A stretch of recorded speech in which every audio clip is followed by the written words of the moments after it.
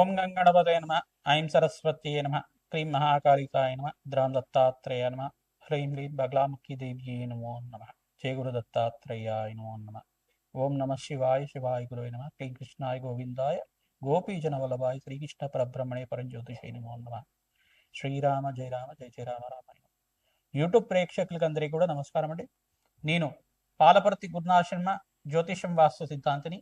మీకంతా కూడా గోచారరీత్యా గ్రహాల యొక్క స్థితిగతి కటిక వాటి ప్రభావం అంతా కూడా ఖగోళ శాస్త్ర వీరకంతా కూడా విశ్లేషణ చేసి పరిష్కారం చెప్పడం జరుగుతుంది.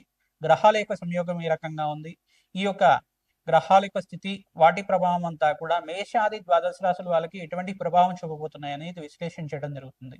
ప్రధానంగా శుక్రుడి యొక్క కారకత్వాలంతా కూడా విశ్లేషణ చేసుకుంటూ ప్రధానంగా గోచారరీత్యా శుక్రుడు ఏ రకంగా మీకంతా కూడా శుభయోగాన్ని ఇవ్వబోతున్నాడో విశ్లేషణ చేయడం జరుగుతుంది. ప్రధానంగా శుక్రుడు శని యొక్క ప్రభావం అంతా కూడా ఈ యొక్క గోచారిత్య ఫలితాలంతా కూడా సంపూర్ణంగా విశ్లేషణ చేయడం జరుగుతుంది. ప్రధానంగా చూసుకుంటే శుక్రుడంతా కూడా ఈ యొక్క కళత్రకారకుడిగా చెప్పడం జరుగుతుంది. ప్రధానంగా శుక్రుడంతా కూడా ప్రధానంగా మీకంతా కూడా వివాహాది శుభకార్యాలు జరగాలన్నా, మంచి శుభమైన యోగాలు ఇవ్వాలన్నా కానీ శుక్రుడంతా కూడా భోగభాగ్యానికి కారణం అంతా చెప్పడం జరుగుతుంది. ప్రధానంగా శుక్రుడంతా కూడా ఐశ్వర్య ప్రదాతగా లక్ష్మీకారకుడుగా చెప్పడం జరుగుతుంది. వ్యాపారంలో అభివృద్ధి కావాలన్నా, వ్యాపారంలో మంచి దక్షత రావాలన్నా, వ్యాపారంలో అష్టైశ్వర ప్రాప్తి, ఆకస్మిక ధనలాభం కావాలన్నా శుక్రుడి యొక్క అనుగ్రహం అంతా కూడా మంచిగా ఉండాలి. జాతకరీత్యా చూసుకుంటే శుక్రుడు మిత్రస్థానంలో అత్యంత శుభుడిగా ఉంటాడు. లగ్న చక్ర వేషాత్తు మీకంతా కూడా లగ్నం తెలిసి ఉంటే కనుక లగ్నాన్ని చూసుకోండి, లేదు రాశి తెలిసి ఉంటే కనుక రాశిని చూసుకోండి. మీకంతా కూడా శుక్రుడు అంతా కూడా ప్రధానంగా మీకు ఆకస్మిక ధనయోగాన్ని ఇచ్చే విధంగా, లగ్జరీ లైఫ్, రిచ్ లైఫ్ అనేది ఇచ్చే విధంగా శుక్రుడు అంతా కూడా కారకుడు అంటాడు. పాండిత్యానికి, వేద పట్టణానికి, ప్రధానంగా మంత్రశాస్త్రానికి అంతా కూడా అష్టైశ్వర్య యోగం ఇచ్చే విధంగా ఉంటారు. ప్రధానంగా ఎవరైతే కనుక వస్త్ర వ్యాపారాలు చేస్తూ ఉంటారో వాళ్ళకంతా కూడా శుక్రుడు అంతా కూడా అష్టైశ్వర్య యోగం ఇచ్చే విధంగా ఉంటారు. ప్రధానంగా రత్నాల వ్యాపారాలు కానీ, జ్యువెలరీ బిజినెస్ కానీ, ప్రధానంగా ఇటువంటి కారకత్వాలంతా కూడా శుక్రుడికి అంతా కూడా చెప్పడం జరుగుతుంది. పాండిత్యము, వేద పట్టణం కానీ, ప్రధానంగా మంచి ఎడ్యుకేషన్ అనేది ఉండడం కానీ, మంచి స్కాలర్గా ఉండడం, పిహెచ్డి చేయడం కానీ, ఇట్లాంటి అఖండమైన జ్ఞానాన్ని అంతా కూడా పొందడం అనేది సకల శాస్త్ర ప్రావీణ్యుడిగా చెప్పడం జరుగుతుంది. శుక్రుడంతా కూడా భోగభాగ్యాలకు అధిపతిగా చెప్పడం జరుగుతుంది. అష్టైశ్వర్య యోగాలు, రాజయోగాలు సిద్ధించాలన్నా, దేశాన్ని పరిపాలించాలి చేయాలన్నా, దేశాన్ని అంతా కూడా శాసించాలన్నా శుక్రుడి యొక్క అనుగ్రహం అంతా కూడా మెండుగా ఉండాలి. ప్రధానంగా కళలకంతా కూడా అధిపతిగా చెప్పడం జరుగుతుంది. లలిత కళలు కానీ, ప్రధానంగా ఈ యొక్క నృత్యం కానీ, గీతం కానీ, ప్రధానంగా పాండిత్యం, కవిత్వం కానీ ఇవన్నీ ఉండాలన్నా శుక్రుడి యొక్క అనుగ్రహం ఉండాలి. ప్రధానంగా కళాత్మకమైన జీవితం జీవించాలన్నా, శరీరంలో కానీ, ప్రధానంగా చూసుకుంటే మంచి నృత్య కళాకారులుగా ఉండాలన్నా కానీ మంచిగా శుక్రుడి యొక్క అనుగ్రహం మెండుగా ఉండాలి. ప్రధానంగా శుక్రుడంతా కూడా ఈ యొక్క కారకత్వంతో ఉంటారు కావున మేషాది ద్వాదశ రాశుల వాళ్ళకి గోచారిత్య శుక్రుడంతా కూడా ఈ రకంగా అనుగ్రహం ఇస్తున్నారు. శనీశ్వరుడు అంతా కూడా ఈ రకంగా అనుగ్రహిస్తున్నారు.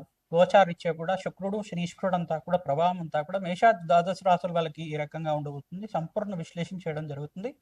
ప్రధానంగా శనీశ్వరుడు అంతా కూడా కర్మఫలదాతగా చెప్పడం జరుగుతుంది. కర్మఫలదాత అయిన శనీశ్వరుడు అంతా కూడా ఇక్కడ కొన్ని రాశుల వాళ్ళకి ఏలినాటి శని ప్రభావం ఇస్తున్నారు. ప్రధానంగా అష్టమ స్థానంలో శనీశ్వరుడు సంచారం అంతా కూడా ఈ యొక్క ప్రభావం అంతా కూడా ఉంటుంది. కొన్ని రాశుల వాళ్ళకి అర్ధాష్టమ శని దోషం అనేది ఇవ్వడం, మళ్ళీ శనీశ్వరుడు యొక్క వక్రదృష్టి అంతా కూడా కొన్ని రాశి మీద పడుతుంది. ఈ యొక్క కళత్రకారకుడైన ఈ యొక్క శుక్రుడు మరియు ఈ యొక్క కర్మఫలదాత శనీశ్వరుడు అనుగ్రహం వల్ల ఈ యొక్క మేషాది ద్వాదశ రాశి వాళ్ళకి ఎటువంటి ప్రభావం చూపిస్తుంది, ఆర్థికంగా వాళ్ళకి ఎటువంటి లాభాలు గణించడానికి ఎటువంటి పరిష్కారం ఆచరించాలి, ప్రధానంగా నవగ్రహాల యొక్క స్థితిగతి సంయోగం వల్లనే అంతా కూడా ఈ యొక్క చతుర్గ్రహ కూటమి, పంచగ్రహ కూటమి, షష్టగ్రహ కూటమి అంతా కూడా గోచారిత్య స్వభావం జరుగుతుంది. ప్రధానంగా ఈ యొక్క సంయోగం వల్ల ప్రధానంగా మేషాది ద్వాదశ రాశుల మీద ఎటువంటి ప్రభావం చూపిస్తున్నాయనేది సంపూర్ణంగా విశ్లేషణ చేయడం జరుగుతుంది.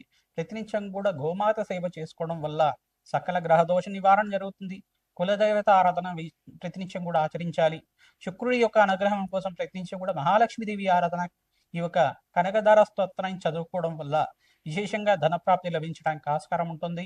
బెల్లం పరవాణాన్ని మహాలక్ష్మీదేవికి ప్రతినిత్యం కూడా ఈ యొక్క ప్రదోష కాలంలో 6:30 నుంచి 7:30 మధ్యలో అంతా కూడా మహాలక్ష్మీదేవి అష్టకాన్ని చదువుకుంటూ, మహాలక్ష్మీదేవి అష్టోత్తర నామాలు చదువుకుంటూ కానీ, సహస్రనామాన్ని చదువుకుంటూ కానీ ఈ యొక్క బెల్లం పరవన్నాన్ని అంతా కూడా నివేదన చేయడం వల్ల మహాలక్ష్మి స్థిర నివాసం లభించడానికి ఆస్కారం ఉంటుంది.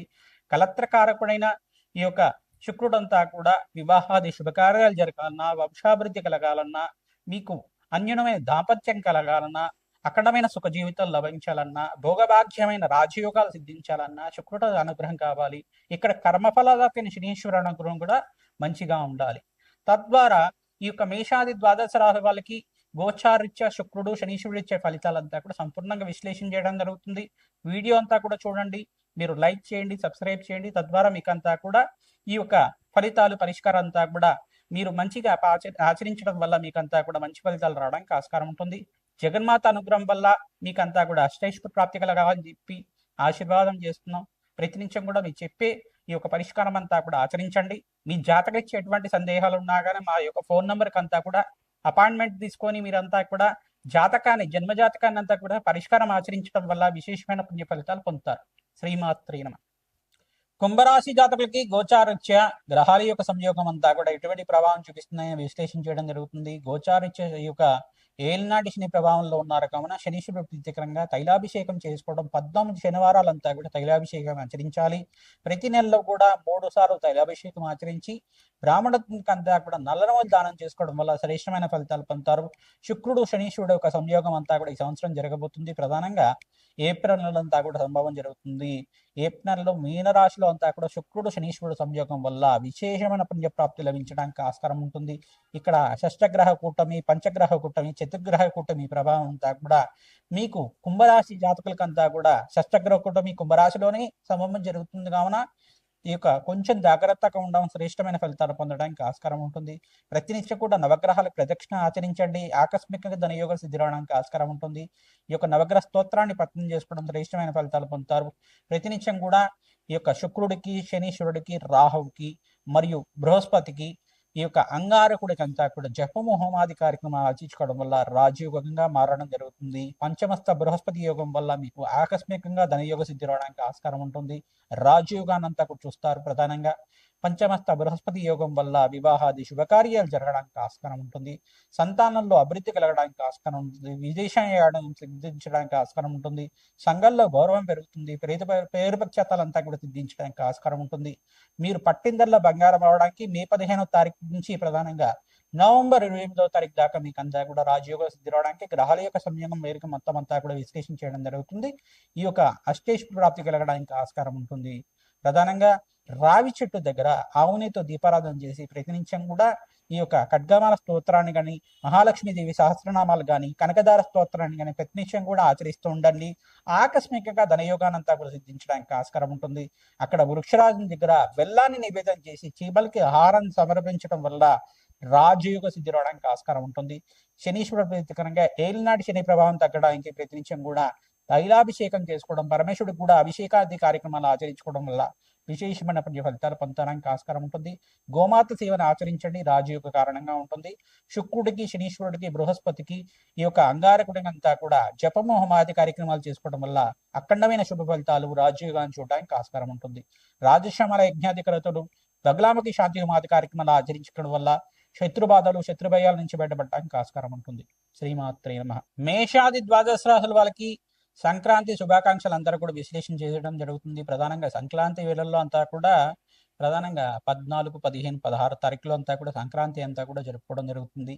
14వ తారీఖు రోజున ప్రధానంగా భోగి, 15వ తారీఖు రోజున సంక్రాంతి, మకర సంక్రాంతి అంతా కూడా సూర్య భగవానుడు అంతా కూడా చూసుకుంటే మకర రాశిలో ప్రవేశం చేయడం అనేది విశ్లేషణ చేయడం జరుగుతుంది. ప్రధానంగా ఈ యొక్క ఉత్తరాయణ పుణ్యకాలంలో అంతా కూడా శ్రేష్టమైన ఫలితాలు పొందడానికి ఆస్కారం ఉంటుంది. అఖండమైన శుభయోగానంతా కూడా మేషాది ద్వాదశ వాసుల వాళ్ళు ఈ సంక్రాంతి తర్వాత నుంచి అఖండమైన శుభయోగాలు సిద్ధించడానికి ఆస్కారం ఉంటుంది. ప్రధానంగా ఈ యొక్క సంక్రాంతి రోజున మీరంతా కూడా విశేషమైన కులదేవత ఆరాధన చేసుకోవాలి.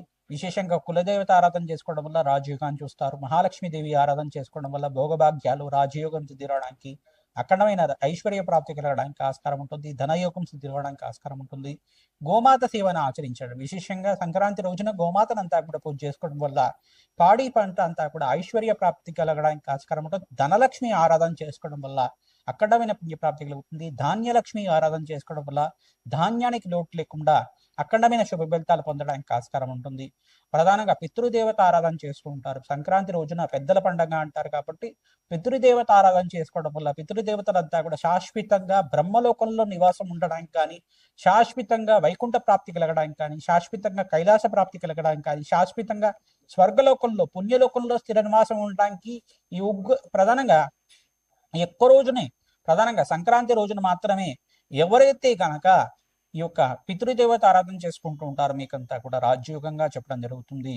ప్రధానంగా పితృదేవతలకు ప్రీతికరంగా స్వయంపాక దానం, బ్రాహ్మణత్వం దానం చేసుకోవడం, తిలతర్పణాలు చేసుకోవడం అఖండమైన శుభ ఫలితాలు పొందడానికి ఆస్కారం ఉంటుంది. ప్రధానంగా పితృదేవత ఆరాధన చేసుకోవడం వల్ల పితృదేవతకు ప్రీతికరమైన వంటకాలన్నీ కూడా నివేదన చేసి గృహంలో ఉండే వాళ్ళు ప్రధానంగా స్వీకరించడం వల్ల అఖండమైన పుణ్య ఫలితాలు పొందడానికి ఆస్కారం ఉంటుంది. ప్రధానంగా వీరంతా కూడా పితృదేవత ఆరాధన చేసుకోవడం వల్ల బ్రాహ్మణత్వంకంతా కూడా మహావిష్ణు స్వరూపంగా భావించి ధాన్యము, ఈ యొక్క స్వయంపాకము, వస్త్రదానం చేయడం వల్ల అఖండమైన పుణ్య ఫలితాలు పొందడానికి ఆస్కారం ఉంటుంది. సంఘంలో గౌరవం పెరుగుతుంది, ప్రేమ ప్రఖ్యాత లభించడానికి ఆస్కారం ఉంటుంది, రాజ్యోగ స్థితి రావడానికి ఆస్కారం ఉంటుంది, మహాలక్ష్మీదేవి అనుగ్రహం లభిస్తుంది. తద్వారా వీరంతా కూడా ఈ పుణ్యమైన కార్యక్రమాలు చేయడానికి ఆస్కారం ఉంటుంది. కావున ఉత్తరాయణ పుణ్యకాలంలో ప్రధానంగా మీ జాతకరీత్యా ఉన్న సర్వగ్రహ దోష నివారణ చేయడానికి ప్రయత్నం చేయండి. ఈ యొక్క రాజశ్యామల యజ్ఞాధికరతలు కానీ, బగలాముఖి శాంతి హోమాది కార్యక్రమాలే కానీ, ప్రధానంగా ఈ యొక్క కమలాత్మక దేవి హోమాది కార్యక్రమాలు కానీ, ఈ యొక్క లక్ష్మీ కుబేర శాంతి హోమాది కార్యక్రమాలు కానీ ఉత్తరాయణ పుణ్యకాలంలో ఆచరించుకోవడం వల్ల అఖండమైన పుణ్య ఫలితాలు పొందడానికి ఆస్కారం ఉంటుంది. ఉత్తరాయణ పుణ్య కార్యక్రమంలో ప్రధానంగా విశేషంగా స్నానానికి విశేషమైన ఫలితాలు చెప్తారు, జపానికి విశేషమైన ఫలితాలు చెప్తారు, నామస్మరణ చేసుకుంటూ ఉండాలి. ప్రధానంగా ఉత్తరాయణ పుణ్యకాలంలో అంతా కూడా భగవత్ ఆరాధన చేసుకోవడం శ్రేష్టమైన ఫలితాలు, మోక్ష జ్ఞానాన్ని ఇచ్చే విధంగా ఉంటాయి. శ్రీమాత్రే నమః.